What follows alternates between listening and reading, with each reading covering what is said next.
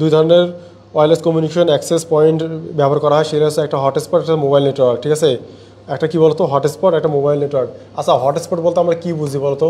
Hotspot বলতে আমরা কি বুঝি? আমরা বলি না যে কোনো একটা বন্ধুকে বলি না যে তোর কি ডেটা আছে, ডেটা থাকলে তুই হটস্পট চালু কর। আসলে হটস্পট বলতে এত একটা ক্ষুদ্র জিনিস না, হটস্পট বলতে অনেক বিশাল কিছু বোঝাচ্ছে। ঠিক আছে, দেখো হটস্পট যে ওয়্যারলেস নেটওয়ার্কের মাধ্যমে একটি বিশেষ স্থানে বা এলাকায় স্বল্প কিংবা দৈর্ঘ্য দূরত্বে নিরবিচ্ছিন্ন নেটওয়ার্ক তৈরি করা যায়, তাকে হটস্পট বলা হয়। ঠিক আছে, এই হটস্পটটা মূলত তিনটা আছে, একটা ব্লুটুথ, ওয়াইফাই, ওয়াইম্যাক্স। কী কী আছে বলো তো? Bluetooth, WiFi, WiMAX. ব্লুটুথের কাভারেজ এরিয়া হচ্ছে 10 মিটার থেকে, ঠিক আছে, 100 মিটার পর্যন্ত। 10 মিটার থেকে 100 মিটার পর্যন্ত। ঠিক আছে, এই ব্লুটুথের একটা স্ট্যান্ডার্ড মান আছে, এইটা অবশ্যই মনে রাখবা। ঠিক আছে, IEEE 802.15। এইটা ভেরি ভেরি ইম্পর্টেন্ট, পরীক্ষাটা অনেকবার আসছিল।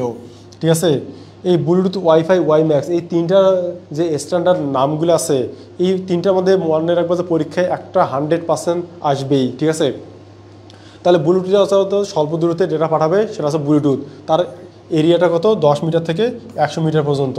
আর স্ট্যান্ডার্ড নামটা মনে রাখবা। এরপর হচ্ছে ওয়াইফাই। ওয়াইফাইটা মূলত ইনডোরে, মানে হচ্ছে তোমার ধরো ওয়াল থাকে এরকম। ঠিক আছে, এখানে 30 মিটার থেকে শুরু করে উপরে ম্যাক্সিমাম 95 মিটার পর্যন্ত ডেটা পাঠাতে পারে। ঠিক আছে, আর এর হচ্ছে আমাদের ছিল IEEE 802.11। তাহলে যদি বলা আছে ওয়াইফাইয়ের স্ট্যান্ডার্ড মানটা কত? IEEE 802.11। এরপর আছে ওয়াইম্যাক্স। ঠিক আছে, ওয়াইম্যাক্সটা হইতে পারে 10 কিলোমিটার থেকে, ঠিক আছে, 10 কিলোমিটার থেকে শুরু করে 60 কিলোমিটার, 50, প্রায় 60, অনেক জায়গায় 50 দেওয়া আছে, অনেক জায়গায় 60 দেওয়া আছে।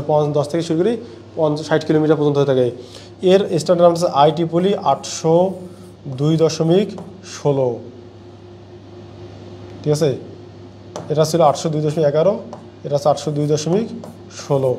এই তিনটা মান পরীক্ষায় মনে রাখবা। ঠিক আছে, অবশ্যই পরীক্ষা হলে যাওয়ার আগে একবার, ঠিক আছে, দেখে যাবা। একটা হচ্ছে 802.15, একটা হচ্ছে 2.11, 802.16। ঠিক আছে, এই তিনটা ভেরি ভেরি ইম্পর্টেন্ট।